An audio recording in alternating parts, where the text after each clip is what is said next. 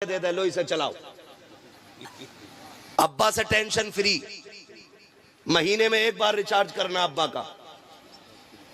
हाँ, और अब्बा को ऐसा बिजी किया, जिस उम्र में तस्बीह होनी चाहिए थी, जिस उम्र में सजदे और मुसल्ला होना चाहिए था, उस उम्र में अब्बा कह रहा रख दे रोटी बाद में खाऊंगा, पहले ये सीरियल पूरा हो जाए। आज तक कुरान के लिए अब्बा नहीं लड़ा कि बेटे चश्मा बनवा के ला दे, लेकिन जिस दिन से लल्ला ने मोबाइल दिया ना, धुंधला हो जाना, धुंधला कह रहा दूसरा ला, इसमें साफ नहीं दिख रही फोटो। अरे जवानियां तो बर्बाद थी ही थी, औलाद ने बुढ़ापे बर्बाद कर दिए, मां बाप के बुढ़ापे बर्बाद कर दिए। टाइम नहीं कट रहा, मोबाइल दे दिया, ला के उठा के लो पढ़ो, लो इसको देखो, कोई काम नहीं है यार। ओ भाई, एक बात कही जाती है, एक पैर छिलके पे दूसरा पैर कब्र में। अब तो मान जाओ, कहावत है कि नहीं? एक पैर केले के छिलके पे दूसरा पैर कब्र में, यानी कि अब आप कब्र के करीब हो गए। अब तो लौट आओ रब की बारगाह में। लेकिन अब तो बूढ़े भी मस्जिद में दिखाई नहीं देते, क्योंकि ये जो है ना पाबंदी से सीरियल देख रहा है, पाबंदी से सीरियल देख रहा है। और हमारे घरों को जो आग लगी है ना, इन सीरियलों से लगी है। पाकिस्तान का है, पाकिस्तान का सीरियल है, कोई बात ना, उसमें सब ज़ैनब जुबैदा खातून सारी ऐसी नाम है। इस आधा घंटे के सीरियल ने 60 साल में आग लगा दी। हुआ क्या? अब तो कपड़े भी, ये कौन सा पाकिस्तानी सूट है, ये कौन सा है, ये जापानी सूट है। ओ भाई, सारे अपने बन रहे यूपी में कपड़े, हमारे यहां की बिरादरी कपड़े तैयार कर रही है, लेकिन छाप के हो गए पाकिस्तानी। क्यों? कि फला सीरियल में ये सूट चला, अब वही चलेगा मार्केट में। जो फला सीरियल में चला वही मार्केट में चलेगा। तुम्हें क्या लगता है ये जो 3 घंटे का सीरियल होता है, ये जो आपकी रियल लाइफ होती है, ये आपकी रियल लाइफ के लिए पूरा सबक बन सकती है? खुदा की कसम, जिन लोगों ने इसको अपनाया है उनके घरों में आग लगती जा रही है। लोग बातें करते हैं, नहीं नहीं जी ये तो आम बात हो गई है, दौर के हिसाब से चलना पड़ता है। अब तो देवर भी भाभी की गोद में बैठ सकता है, अब रिश्तों में कोई फासले नहीं रह गए हैं। पूछो जबकि उलमा से, फरमाया गया देवर से ऐसा पर्दा करो जैसे मौत से भागा जाया करता है। आज कितने पर्दे हमारे घरों के अंदर रह गए हैं। जिसको मौत कहा गया है आज वही गोद के अंदर बैठा हुआ है। फिर जब घरों को आग लगती है तो रोते फिर रहे हो। खुदा की कसम, अगर घरों को बचाना है, अपने घर के अंदर ये 1.5 घंटे का सीरियल नहीं, बल्कि फातिमा ज़हरा की जिंदगी उठा के ले आओ। खुदा की कसम, तुम्हारी दुनिया भी जन्नत नजर आएगी और कब्र भी जन्नत नजर आएगी।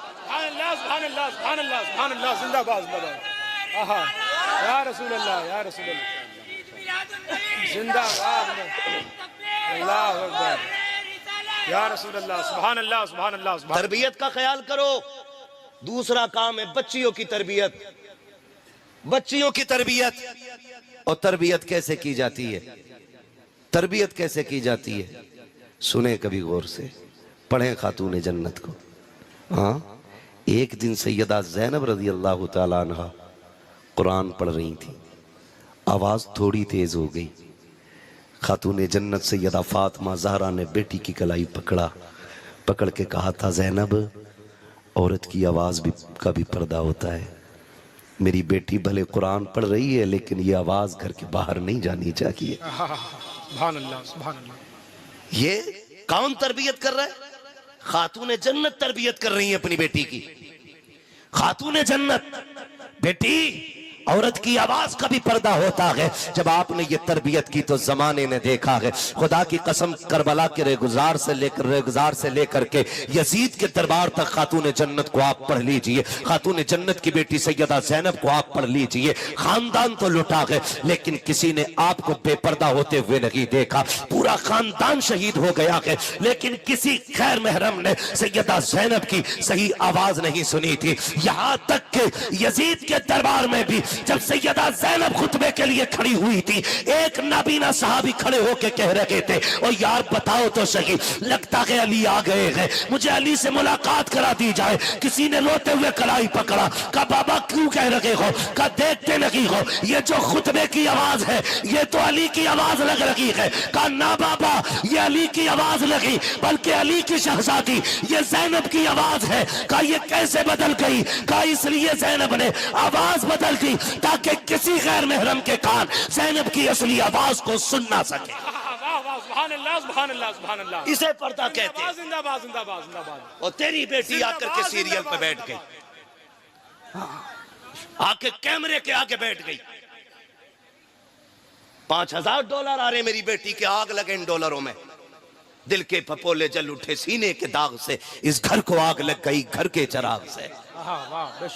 फाके कर लो लेकिन इज्जत ना बेचो, इज्जत ना बेचो। मैं जहां तक जानता हूं नहीं है, उसकी 2 वजह सबसे बड़ी मेरी नजर में। नंबर 1, या तो लालच और या फिर मजबूरी, बस। वरना मजहब इस्लाम इतना प्यारा मजहब है जो इसमें एक बार आ जाता है फिर इसे छोड़ के जाने को दिल नहीं करता है। हाँ, और जिसने इसकी हलावत को पा लिया वो मर जाता है, लेकिन मजहब इस्लाम नहीं छोड़ता है। 2 वजहें मुझे लगी, या तो लालच और या फिर मजबूरी। लालच क्या?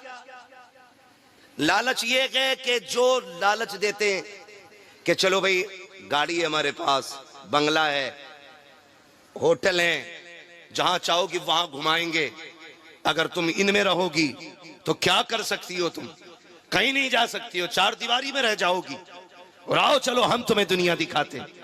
किसी ने सोने का लालच दिया, किसी ने गाड़ी का लालच दिया, किसी ने जेवर का लालच दिया।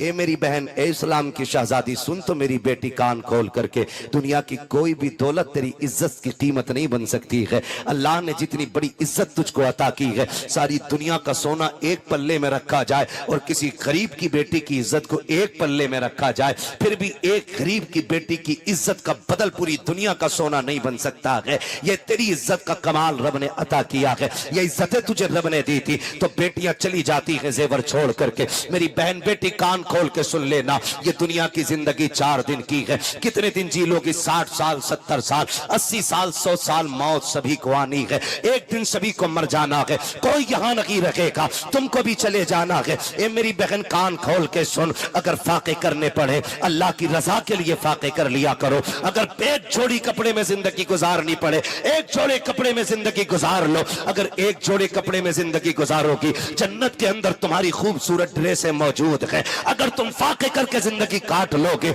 अल्लाह जन्नत की नहरें तुम्हारी कब्रों की तरफ मोड़ देगा, फिर देखना सबसे ज्यादा सुकून तुम पाओगी। लेकिन मेरी बहन बेटियों को किसकी नजर लग गई? वो होटल के लालच में, जेवर के लालच में आकर के अपना तीनों ईमान बेच के चली जाती है। आओ तुम्हें तारीख का एक फर्क पल के दिखा देता हूँ, एक फर्क पलटो। चलो चलते हैं, इस्लाम का इब्तदाई दौर है, मदीने शरीफ की गलियां है, यहूदियों का बाजार है। इस्लाम की एक शहजादी एक सुनार की दुकान से सोना खरीदने के लिए आई है। जैसी सोना खरीदने के लिए शहजादी आई, उसने आकर के खरीदो फरोख्त की बातें शुरू की है। इस्लाम की शहजादी का सारा बदन पर्दे में छुपा हुआ था, थोड़ा सा हाथ खुल गया। उसने कहा कि ये जेवर कितने का है? जब रेट कीमत होने लगा, उसके रंग पे नजर पड़ गई उस सोने वाले की। वो चूंकि यहूदी था, उसने देखा उसके जिस्म के हिस्से को, कहने लग जाता है खातून कीमत क्या पूछती है, बस मेरे दिल को राजी कर ले, जितना चाहे सोना तुझे दे दिया जाएगा। इस्लाम की शहजादी ने इतना सुना, बड़ी तेजी से कपड़ों को समेटा, उठ के बाहर जाने लगी। जैसी बाहर निकली है, उसने कलाई पकड़ी, अंदर खींचना चाहा दुकान के। जैसी बच्ची के साथ जबरदस्ती की, बच्ची ने एक आवाज दी थी, है कोई इस्लाम का शहजादा जो अपनी बहन की लुटती हुई आबरू की हिफाजत करे? याद रखना प्यारे, वो अपनों का बाजार ना था, वो यहूदियों का बाजार था, और कोई अपना रोना वहां पे नहीं था। जैसी एक आवाज गूंजी है, एक सब्जी की दुकान पर इस्लाम का शहजादा सब्जी खरीद रहा था, उसके कानों में ये आवाज टकराई है। उसने सामान तो छोड़ दिया, उधर दौड़ा जिधर से आवाज आ रही थी। जब उस जगह पर पहुंचा है, पहुंचने के बाद क्या देखा, एक यहूदी ने एक बच्ची का हाथ पकड़े हुए गए और जाकर के उसके करीब खड़ा हुआ। बच्ची ने कहा था, मैं इस्लाम की शहजादी हूं, ये मेरे साथ साथी कर रहा है। इतना सुना, उसने आओ देखा ना ताओ देखा, तलवार निकाली, उसके हाथ पे दस्ता मारा, बच्ची की कलाई छुटाई, अपने कमर के पीछे खड़ा कर लिया। कहा, खबरदार, जब तक इसका भाई जिंदा है किसी बेगैरत में हिम्मत रखी है हमारी बेटी की आबरू की तरफ कोई आंख उठा के देख सके। नारे तकबीर, और मोहब्बत मेरे अंदाज में नारे तकबीर, नारे रिसालत, अज़मते बेटी कॉन्फ्रेंस, मसलके आला हजरत हजरत अल्लामा मुफ्ती हम्माद रजा साहिब किबला, नारे रिसालत, जिंदाबाद जिंदाबाद। चले आगे, थके तो नहीं अभी? जिंदाबाद जिंदाबाद। और आगे जरा कहते हैं या रसूल अल्लाह, या रसूल अल्लाह। ये पीछे वाले भी बोलते हैं जरा या रसूल अल्लाह। का हिम्मत है तो हाथ लगाओ। अब भाई आ गया है, जैसे इतना कहा ना, उसने कहा हिम्मत देखो इसकी, हमारा बाजार, हमारा मोहल्ला, हमारे लोग, और ये अकेला डट गया। इसने जो देखा, यहूदी ने आवाज दी, देखो तो सही, एक कलमा पढ़ने वाला हमारी कौम को ललकार रहा है। सैकड़ों तलवारें निकल आई, सैकड़ों, अकेला खड़ा रहा, अकेला। किसी ने कहा जान बचा भाग जा, अकेला क्या कर लेगा। उसने कहा गैरत वाला हूं, मर जाऊंगा बहन के लिए। जिंदाबाद जिंदाबाद। तारीख में यही लिखा जाएगा, एक भाई बहन की आबरू बचाते बचाते मर गया था। जिंदाबाद जिंदाबाद जिंदाबाद जिंदाबाद। ये लिखा जाएगा, एक भाई बहन की आबरू बचाते हुए मरा था। अगर भाग गया, तारीख में लिखा जाएगा, मुसलमान भगोड़े होते हैं, अपनी बहन की इज्जत न बचा सके। उसने कहा मेरी बहन को जाने दो। किसी ने कहा तेरा क्या रिश्ता है, तू कहाँ का, ये कहाँ की, ये बाहर से आई है और तू हमारे मदीने का रहने वाला है, ये तेरी बहन कैसे। उसने कहा था इस रिश्ते को तुम नहीं जानते हो, कुछ रिश्ते वो हैं जो खानदान से बनते हैं, कुछ रिश्ते वो हैं जो माँ बाप बनाते हैं, इसका मेरा वो रिश्ता है जो हमारे रसूल पाक बनाते हैं। हमारा इसका रिश्ता हमारे हुजूर ने बनाया है, हमारे हुजूर ने बनाया। मैं इसे छोड़ के नहीं जा सकता। अगर हिम्मत है तो हाथ लगा के दिखाओ। एक आगे बढ़ाना तलवार निकाल के, और जैसी बच्ची की तरफ हाथ बढ़ाना चाहो, उसने ऐसी तलवार मार दी कि उठती हुई तलवार सबने देखी थी, गिरती हुई तलवार किसी ने नहीं देखी थी। जिंदाबाद जिंदाबाद जिंदाबाद। गिरती हुई तलवार किसी ने नहीं देखी। फिर क्या देखा, एक सर था, एक धड़ था, वो इधर तड़प रहा था, ये इधर तड़प रहा था। जिंदाबाद। जैसी एक लाश गिरी, सैकड़ों तलवारें हरकत में, टूट पड़े सबके सब, लेकिन फानूस बन के जिसकी हिफाजत हवा करे, वो शम्मा क्या बुझे जिसे रोशन खुदा करे। सैकड़ों तलवारें टूट पड़ी है, अकेला डट जाता है। सुबह से दोपहर हो गई, तलवार चलती रही, बहन की आबरू बचाते बचाते जब दोपहर का वक्त सूरज ढलने लगा, कहां तक अकेला सैकड़ों का मुकाबला करता। बाजू थक चुके थे, ताकत जवाब दे गई थी। जब लड़की ने यह देखा कि मेरे भाई की तलवार की रफ्तार धीमी हो गई है, अब बाजू थम से रहे हैं, अगर आज मेरी इज्जत लुट गई तो मेरा तो क्या है, मैं तो चली जाऊंगी। कयामत तक के लिए लोग नबी के मदीने को कहेंगे उनके मदीने में एक बेटी की आबरू लुट गई थी। अल्लाह अकबर, ये सोचते सोचते बच्ची की आंखें भीग जाती हैं। उसने ये नहीं कहा था मालिक मदद कर दे, हम 3 डेगे बनाएंगे, मालिक मदद कर दे, मैं फला कलियर जाऊंगी। उसने ये नहीं कहा था फला मजार पे जाऊंगी। उसने सजदे में सर रखा और रो के कहा था मालिक तुझे तेरे महबूब की बेटियों का वास्ता, तुझे मुस्तफा की शहजादियों का वास्ता, इस बेटी की आबरू बचा ले। ये देख मेरे मालिक, अकेला मेरा भाई है, अकेला तलवार लेके खड़ा है, अगर ये चला गया मेरी इज्जत चली जाएगी। तेरे महबूब के मदीने को जमाना क्या कहेगा। ये रोती जा रही है, रब को आवाज देती जा रही है, आंसू बरसते जा रहे हैं, जमीन गीली होती जा रही है, इधर बाजू थमने लगे हैं, तलवार रुकने लगी है, जैसे कि इसने आह भर के अपने रब को आवाज दी, मालिक या तो किसी को मदद के लिए भेज दे या हमारी आवाज हमारे आका के कानों तक पहुंचा दे। जैसे इसने इतना कहा है, पीछे से नारे तकबीर की सदा बुलंद होती है। जब बच्ची ने सर उठाया तो क्या देखती है, पीछे पीछे अली आ रहे थे, आगे आगे मेरे नबी आ रहे। नारे तकबीर, नारे रिसालत, नारे हैदरी, अज़मती बेटी कॉन्फ्रेंस, जिंदाबाद जिंदाबाद। ओ मेरी बेटी, जिंदाबाद। जो हो ज़ौक़े यकीन पैदा तो कट जाती है जंजीरें। हाँ, आज हम में ना वो ईमान ही नहीं रहा, ईमान ही नहीं रहा। आज हम ना सब अपनी अपनी छत बचाने में लगे, अपनी अपनी बचाने में लगे। अभी क्या है, अभी तो फलां के घर में आग लगी, अभी मेरा घर बचा है, अभी बीच में 3 घर दूर है, तब जाके मेरा नंबर आएगा। याद रखना, जब आग लगती है ना बन में, तो गीले सूखे सारे जलते, आग फिर गीला सूखा नहीं देखती है। खुदारा अपनी बेटियों की हिफाजत करो।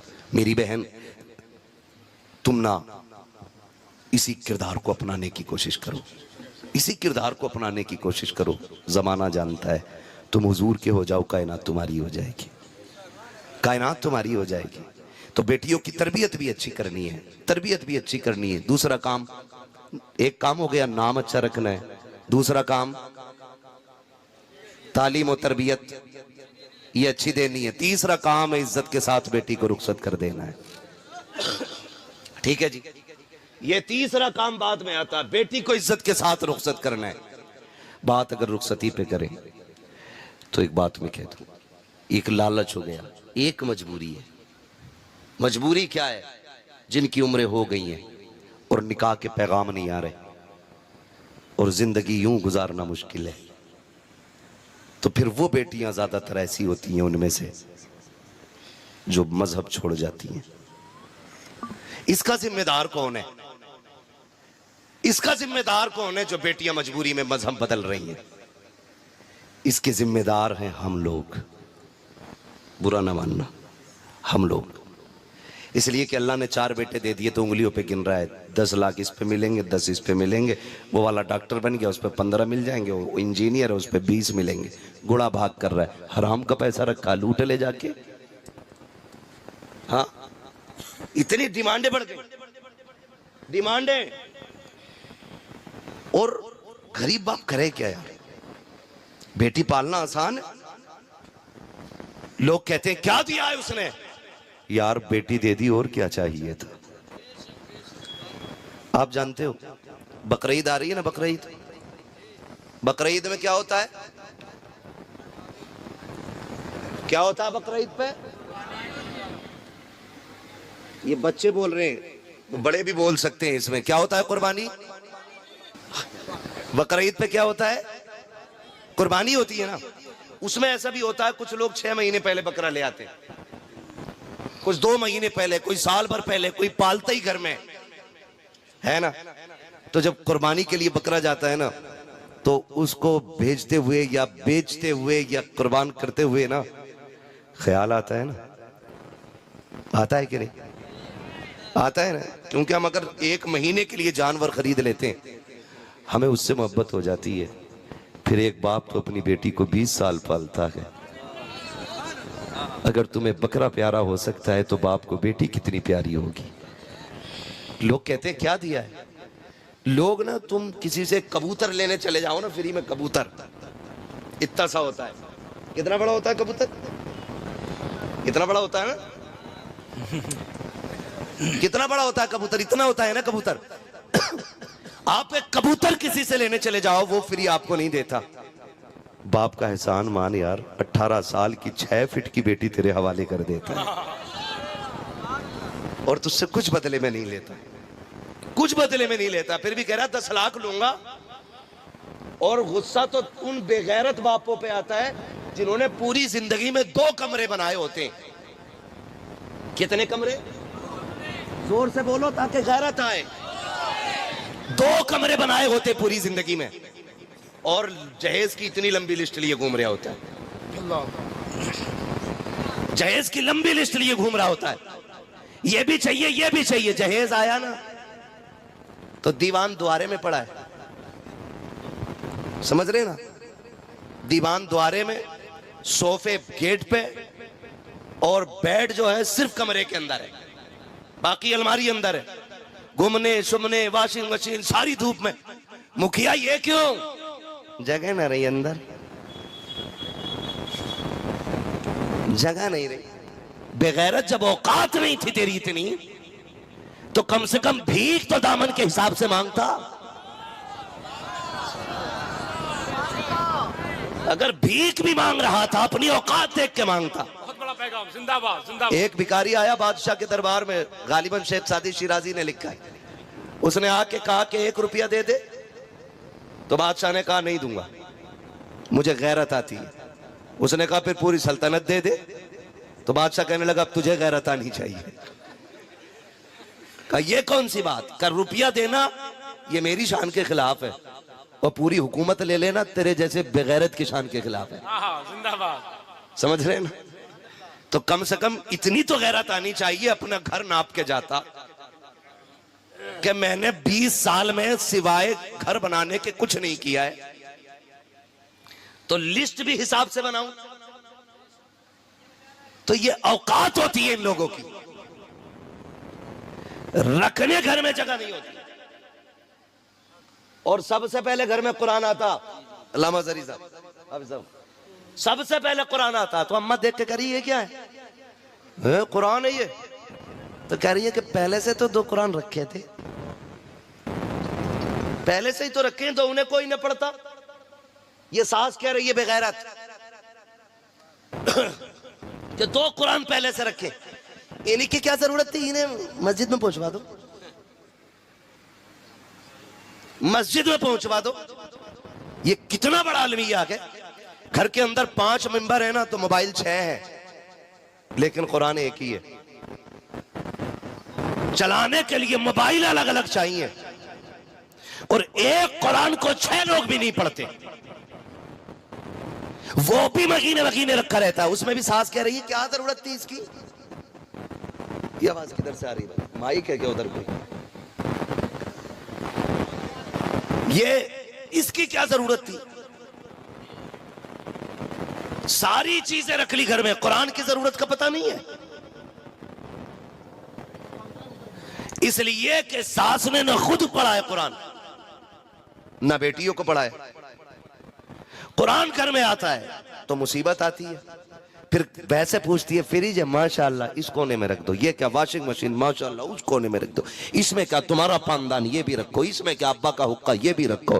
कितनी ऐसी चीजें होती हैं जो पूरी जिंदगी इस्तेमाल नहीं होती, लेकिन देने के लिए बाप पे प्रेशर बनाया जाता है। मेरी कौम के नौजवानों, निकाह को आसान करो, निकाह को आसान करो, निकाह को आसान करो। इतना मुश्किल ना करो कि बेटियां या तो मरने पे मजबूर हो जाए या धर्म बदलने पे मजबूर हो जाए। इसके जिम्मेदार वो लोग होंगे जो शादियों में डिमांड करते जा रहे हैं, शादियों को महंगा करते जा रहे हैं। अभी मेरे एक भाई ने सुल्तानपुर के अंदर शादी की थी, 11 लोगों को लेकर के गया था निकाह के लिए। उसने जहेज में कोई डिमांड नहीं की, ससुराल वालों से ये कहा था कि अगर कुछ दोगे भी तो वो मैं नहीं लूंगा, अपनी तरफ से या तो मस्जिद में दे दूंगा या मदरसे में पेश कर दिया जाएगा।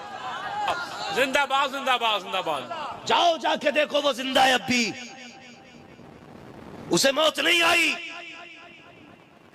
वो नीचे नहीं पड़ा गया, वो किसी के टुकड़ों पे नहीं है। शुक्र है अल्लाह का, उसकी धड़कन तुमसे अच्छी चलती होगी। बेशक बेशक जिंदाबाद। उसके टुकड़े तुमसे अच्छे होंगे। वो खाता भी होगा तो सर उठा के खाता होगा। वो कहता होगा शुक्र है मालिक तूने मेरी प्लेट में खिलाया है, मेरी बीवी के बाप की प्लेट में नहीं खिलाया है। वो सोता भी होगा तो शान से सोता होगा।